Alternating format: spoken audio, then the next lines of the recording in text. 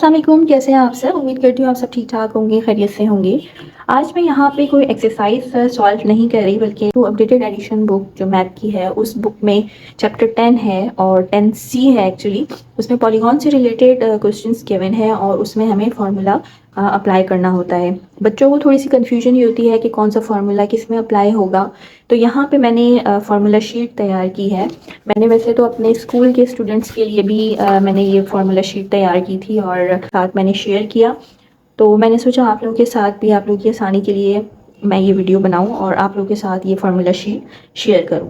मैंने हर चीज़ को यहाँ पे लिखा है, तो आई होप कि जो आप लोगों के कॉन्सेप्ट फार्मूला को लेके थोड़े से मिक्सअप होंगे कि अगर इंटीरियर एंगल है या एक्सटीरियर एंगल है या उसका हमें साइड फाइंड करना है तो किस तरह से फाइंड करेंगे, एक्सटीरियर एंगल क्या है, इंटीरियर एंगल क्या है, ये सब चीज़ें मैंने यहाँ पे एक शीट में जिसको मैंने फार्मूला शीट का नाम दिया है, ये मैंने यहाँ पे लिख ली हैं और वो मैं आपको अब बताती जाती हूँ। ठीक है, तो सबसे पहले तो आपको पता होना चाहिए कि अगर 3 साइडेड कोई फिगर है या 3 साइडेड कोई ज्योमेट्रिकल शेप है तो उसको हम ट्राइंगल कहते हैं। ठीक है, फिर 6 साइडेड को हेक्सागोन कहते हैं, 4 साइडेड को क्वाड्रिलेटरल कहते हैं क्योंकि उसकी 4 साइड्स होती हैं, 5 साइडेड को पेंटागोन कहते हैं, 7 साइडेड को हेप्टागोन कहते हैं, 8 साइड को ऑक्टागोन कहते हैं, इसी तरह 10 साइड अगर जिस पॉलीगॉन की हो उसे हम डेकागोन कहते हैं। ठीक है, अब यहाँ पे n जिसे हम हर फॉर्मूला में लिखते हैं, n क्या है, तो n यहाँ पे नंबर ऑफ साइड्स को रिप्रेजेंट करता है, यानी कि उस पॉलीगॉन की जितनी भी साइड्स होंगी उसको n करके हम रिप्रेजेंट करते हैं। ठीक है, उसके बाद है हमारे पास each interior angle plus each exterior angle is equal to 180 degree. आपको मैंने बताया था, मैं दोबारा से यहाँ पे बना देती हूँ। ये मेरे पास एक पेंटागन है। ठीक है, ये पेंटागन है और यहाँ से अगर हम इस लाइन को एक्सीड करते हैं तो ये हमारे पास जो है वो एक्सटीरियर एंगल बनता है और ये इंटीरियर एंगल बनता है। ठीक है, और इन दोनों को मिला के जो एंगल बनता है वो 180 डिग्री का बनता है, क्योंकि ये एक स्ट्रेट लाइन है और स्ट्रेट लाइन पे जो एंगल बनता है वो 180 के इक्वल होता है। तो यहाँ पे मैंने वही लिखा है, ईच इंटीरियर एंगल तो अगर हम ऐड करेंगे ईच एक्सटीरियर एंगल से तो वो 180 के बराबर होगा, यानी कि इंटीरियर एंगल को हम ऐड करेंगे एक्सटीरियर एंगल में तो वो 180 के इक्वल हो जाएगा। ठीक है, उसके बाद है sum of exterior angle is equal to 360 degree. जब भी कोई एक्सटीरियर एंगल हमारे पास गिवन होता है रेगुलर या इरेगुलर पॉलीगॉन के केस में तो वो 360 के इक्वल होता है हमेशा। ठीक है, उसके बाद है सम ऑफ इंटीरियर एंगल। जब भी हमसे पूछा जाए कि सम ऑफ इंटीरियर एंगल किसी भी पॉलीगॉन का फाइंड करें तो उसके लिए हम फार्मूला यूज़ करते हैं। फार्मूला होता है bracket n-2 bracket close multiplied by 180 degree. यानी यहाँ पे n मैंने आपको बताया, n क्या होता है, नंबर ऑफ साइड। यहाँ पे जितने पॉलीगॉन की साइड हमारे पास गिवन होगी उसमें से हम 2 को माइनस करेंगे और उसको मल्टीप्लाई करवा देंगे 180 से, तो हमारे पास सम ऑफ इंटीरियर एंगल निकल आएगा। ठीक है, अब ये जो फार्मूले हैं ये सिर्फ रेगुलर पॉलीगॉन के केस में होते हैं। यहाँ पे मैंने देखे लिखा है इरेगुलर पॉलीगॉन और रेगुलर, यानी कि पॉलीगॉन हमारे पास अगर गिवन हो उसका हमें सम ऑफ एक्सटीरियर एंगल पता होना चाहिए जो कि 360 है। अगर हमारे पास इरेगुलर पॉलीगॉन भी गिवन हो, वैसे तो इरेगुलर इतना नहीं होता है, तो इरेगुलर का अगर वर्ड यूज हुआ हो और कह रहे हो कि सम ऑफ एक्सटीरियर एंगल क्या होगा तो वो भी हमेशा 360 के इक्वल होता है। ठीक है, तो यहाँ पे अब है size of each exterior angle. अगर हमसे ये कहा जाए कि आप size of each exterior angle हमें फाइंड करके दें तो फार्मूला यूज़ करेंगे सम ऑफ एक्सटीरियर एंगल और उसको डिवाइड करवा देंगे टोटल नंबर ऑफ साइड्स से। टोटल नंबर ऑफ साइड्स मैंने बताया जो कि रिप्रेजेंट करते हैं हम n से। ठीक है, और सम ऑफ एक्सटीरियर एंगल हमेशा 360 के इक्वल होता है। ठीक है, तो ये पॉलीगॉन रेगुलर पॉलीगॉन की केस की बात कर रही हूँ, सिर्फ ये रेगुलर पॉलीगॉन, वैसे ही रेगुलर पॉलीगॉन इतना नहीं होता है। रेगुलर पॉलीगॉन का वर्ड यूज़ करते हैं और तो sum of exterior angle always equal to 360 degree, जिसको हम डिवाइड करते हैं n से या टोटल नंबर ऑफ साइड से, और सम ऑफ एक्सटीरियर एंगल हमेशा 360 के इक्वल होता है। ठीक है, और नंबर ऑफ साइड हम n से रिप्रेजेंट करते हैं जो कि क्वेश्चन में हमेशा गिवन होता है। अच्छा, इसी के साथ अगर वो ये भी कह रहे हो, क्योंकि ऐसा एक क्वेश्चन था, तो अगर वो ये कह रहे हो कि by the help of exterior angle find the interior angle, कि आप एक्सटीरियर एंगल की मदद से इंटीरियर एंगल हमें फाइंड करके दें और हमारे पास जो साइड्स हों पॉलीगॉन की वो गिवन हो। ठीक है, यहाँ पे 24 साइडेड भी हो सकता है क्योंकि हमारे पास क्वेश्चन में 24 साइडेड है, यहाँ पे 18 साइड हो सकता है, यहाँ पे 7 साइडेड पॉलीगॉन हो सकता है, यहाँ पे कोई भी साइड वो दे सकते हैं और वो ये कहेंगे कि एक्सटीरियर एंगल की मदद से इंटीरियर एंगल को फाइंड करें।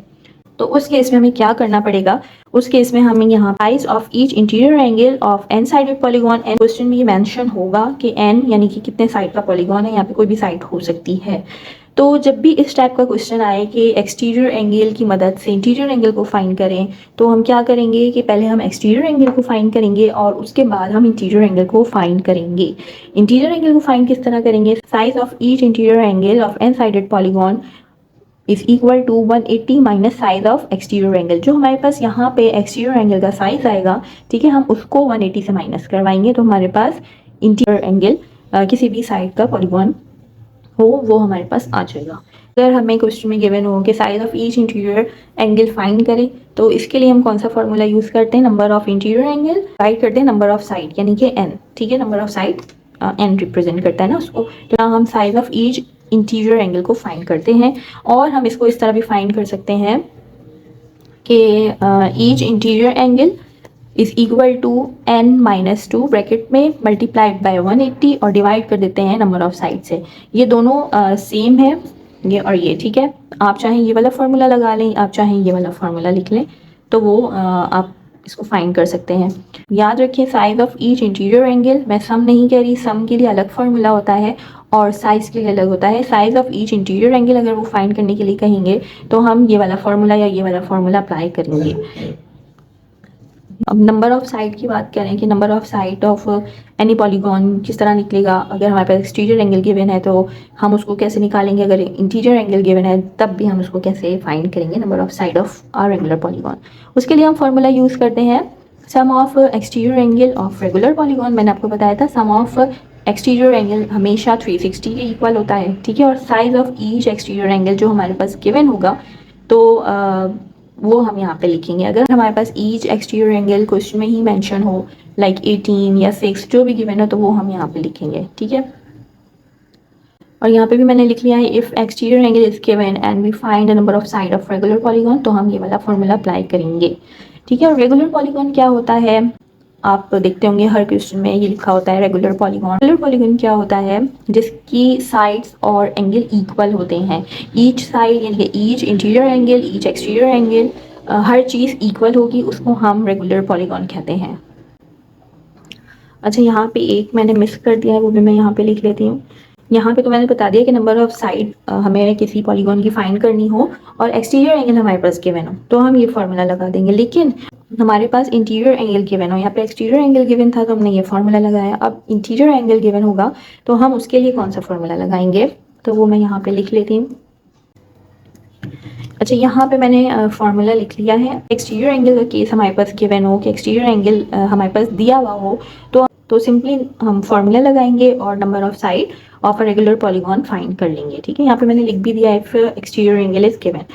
और अगर यहाँ पे हमारे पास दिया गया हो कि इंटीरियर एंगल हमारे पास गिवन हो और वो कह रहे हो कि अब जो है number of side of regular polygon find करें, यहाँ पे एक्सटीरियर था, यहाँ पे इंटीरियर है। जब भी इंटीरियर एंगल का केस होगा और हमारे पास इंटीरियर एंगल गिवन होगा तो हम पहले क्या करेंगे, उसका एक्सटीरियर एंगल फाइंड करेंगे। Size of each exterior angle is equal to 180 minus interior angle जो हमारे पास गिवन होगा हम उसको माइनस कर देंगे तो हमारे पास size of each exterior angle आ जाएगा। जब हमारे पास size of each exterior angle आ जाएगा तब हम यहाँ पे नंबर ऑफ साइड का फॉर्मूला लगाएंगे और इसको फाइंड कर लेंगे।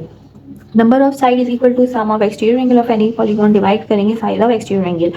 साइज ऑफ एक्सटीरियर एंगल क्या होगा, ये जो 180 में से जो हमने इंटीरियर एंगल जो हमारे पास बुक में गिवन होगा उसको हमने माइनस किया होगा तो हमारे पास एक्सटीरियर एंगल आ गया, तो यहाँ पे हम वो लिखेंगे। और sum of exterior angle of any polygon क्या होता है, 360 के इक्वल होता है, ठीक है। तो बस यही फॉर्मूला यहाँ पे यूज़ होंगे और इसको यूज़ करके हम अपने क्वेश्चन को ईजिली सॉल्व कर सकते हैं।